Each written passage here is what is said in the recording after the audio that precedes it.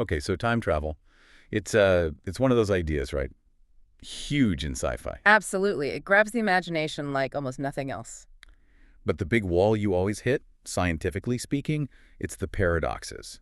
The classic grandfather paradox. Right. The idea that you could go back and say, prevent your own grandparents from meeting, which means you wouldn't exist to go back in the first place. It's a seemingly unbreakable loop of contradiction. Exactly. Seems fundamentally impossible. But Yeah.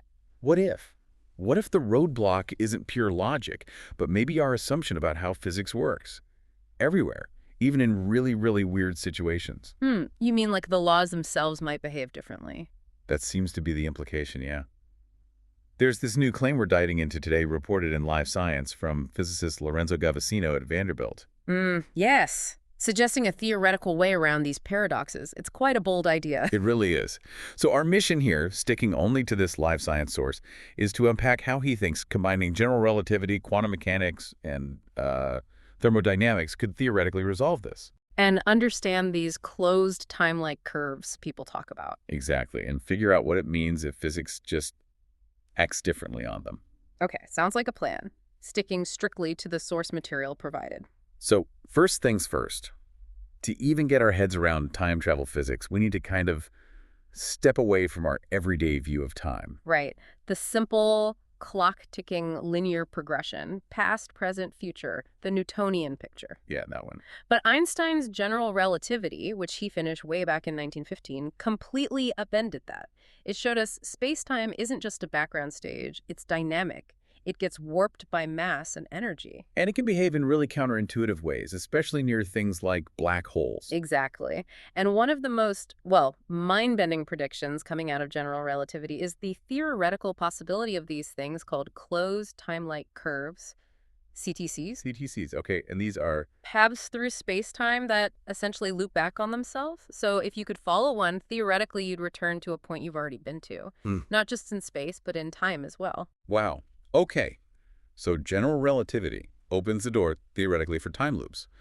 But how would something like that even form? Well, the source explains that in GR, it's not just mass that causes gravity. All forms of energy and momentum warp spacetime. Right. And Gavassino is quoted saying that rotating matter specifically can actually drag spacetime along with it. Drag space-time, like twisting it somehow. Sort of like stirring honey is one analogy people sometimes use. Now, the source clarifies our universe as a whole doesn't seem to rotate like that. Okay, so no giant universe-wide time machine. Probably not. But rotating masses, like maybe certain types of black holes or other exotic objects, could potentially warp space-time enough locally to create these CTC conditions. So you'd follow this warped path. And find yourself arriving back where and when you started. Okay, so GR gives us a potential mechanism, but doesn't that just bring us right back to the grandfather paradox? Yeah. If these loops exist, you could use one, go back, and boom, paradox. And that's exactly the sticking point in conventional thinking.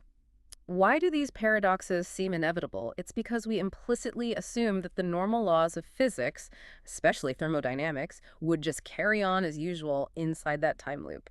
Thermodynamics. Yes. Okay, laws of heat and energy. What's the key part of thermodynamics here? It really boils down to one crucial concept: entropy. Entropy. Right. Often described as a measure of disorder in a system. Yes, a measure of disorder or randomness.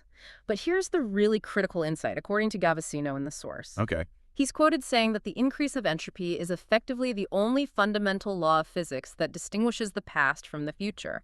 It's the arrow of time, physically speaking. Whoa, hang on. The only reason we experience time flowing forward, remember the past but not the future, is entropy increasing. That's the argument presented. Yeah. It underlies why things age, why we form memories in one direction, why friction generates heat. All these processes increase the total entropy. They give time its directionality in our experience. That's huge. Yeah. Okay, so if entropy always goes up in our normal world, what happens on a time loop, on CTC? Precisely the question Gavassino tackled in his research, published quite recently, December 2024, in Classical and Quantum Gravity. And what did he find, based on the source? His work, apparently building on some related ideas, suggests that the behavior of thermodynamics fundamentally changes on a closed time-like curve. Changes how?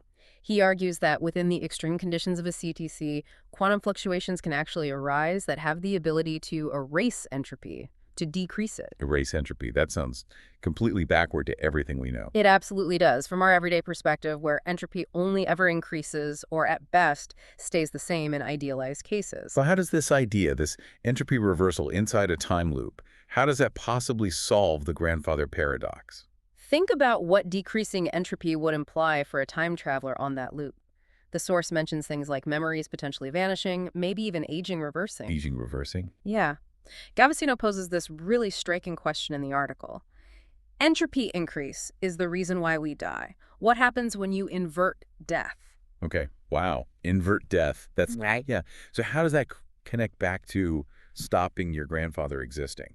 The idea is if entropy can decrease or be erased within the loop, then processes we consider irreversible, like the sequence of actions leading to a fatal event, might become temporary or fundamentally altered by the physics of the CTC itself. So the conditions inside the loop prevent the paradox from actually locking in. Essentially, yes. The arrow of time, the cause and effect relationship tied to entropy, might behave so differently on the loop that the contradiction just dissolves or is prevented from forming in the first place. So it's not magic, it's physics, but very weird physics. Exactly. And Gavassino claims, according to the source, that his work provides the first rigorous derivation of something called the self-consistency principle directly from standard quantum mechanics. Self-consistency, Meaning that history protects itself from paradoxes. He's saying you don't need an extra rule saying no paradoxes. It just naturally falls out of quantum mechanics when you apply it to these theoretical CTCs. Okay, so if CPCs exist, and if physics works this way on them, then time travel might be logically possible without paradoxes. That's a lot of ifs. Huge ifs. And that brings us to the big practical question. Do CTCs actually exist? And the answer from most physicists is, A resounding probably not. The skepticism is very high. The source mentions Stephen Hawking's famous idea from 1992, the chronology protection conjecture. right, the idea that the laws of physics might conspire to prevent time loops from forming. Exactly. Like maybe the energy needed would create a black hole first, or space-time would just break down somehow before a loop could fully form, some sort of physical barrier. So even if the logic puzzle is solved theoretically, building the thing might just be impossible anyway. That's the prevailing view, yes. Yeah. But the source stresses that even if CTCs are purely theoretical constructs, Gavassino's work still has significant value. How so, if we can't actually build a time machine? Because it forces us to think really deeply about the role of entropy. Gavassino himself finds that aspect interesting, how fundamental entropy increase is to generating our entire experience of reality, of time flowing, of memory. It highlights just how central that concept is. Absolutely. And understanding how entropy would behave in these extreme theoretical scenarios, like a CTC, might give us clues about how it works in other weird but potentially real situations. Like where? Perhaps in quantum systems or for particles moving along closed paths at a subatomic level. Even if they aren't macroscopic time loops, studying the theory could yield real insights into fundamental physics. It pushes our understanding. Okay, so wrapping this up for you listening. This deep dive into the live science article shows us something fascinating. While actual time travel might stay in sci-fi because of practical hurdles Hawking's conjecture, the sheer impossibility, perhaps the logical problem, the grandfather paradox, might have a theoretical loophole. Right. It involves this intricate dance between general relativity, potentially allowing time loops, thermodynamics, and entropy, creating the apparent paradoxes within them, and then quantum mechanics possibly resolving those paradoxes inside the loop by fundamentally changing how entropy behaves.